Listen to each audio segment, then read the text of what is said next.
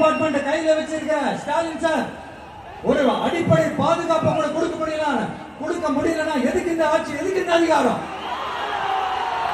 அதனால என்னுடைய அம்மா, அக்கா, தங்கைகளே, தோழர்களே, இளைஞர்களே, நண்பர்களே, உங்களை நான் கேட்கிறேன், இந்த தீயசக்தி திமுக ஆட்சியில பாதுகாப்பு இருக்கா?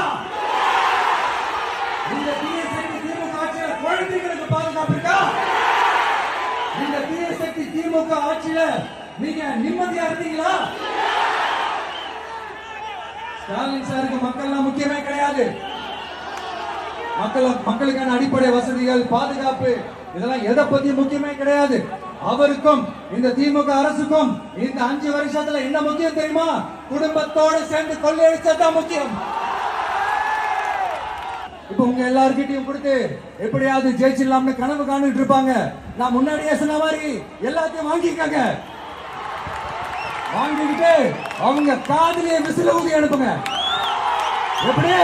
அவங்க செவல்லையே விசில ஊதி அனுப்புங்க. இந்த திமுக அரசுக்கு வேட்டு வைக்கணும். வைப்பீங்க தானே? பூத்துல போய் நின்று அந்த விசிலுக்கு நேரா இருக்கிற அந்த பட்டனை ஒரு அழுத்தத்துங்க. உங்க வீட்டுல இருக்கிற ஒவ்வொருத்தரையும் அழைச்சிட்டு போங்க.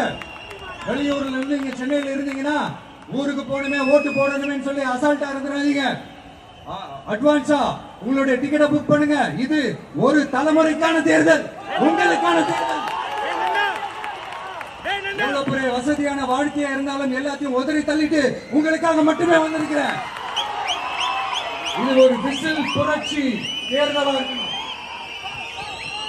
வேற வேட்பாளர்களை நிறுத்தினாலும் அந்த வேட்பாளரும் நானும் இந்த விஷயம் வேற இல்லை. கான்பிடென்ட் ஆகுங்க. நல்லதே நடக்கும். வெற்றி நிச்சயம். மீண்டும் சந்திக்கும் வரை நன்றி, வணக்கம்.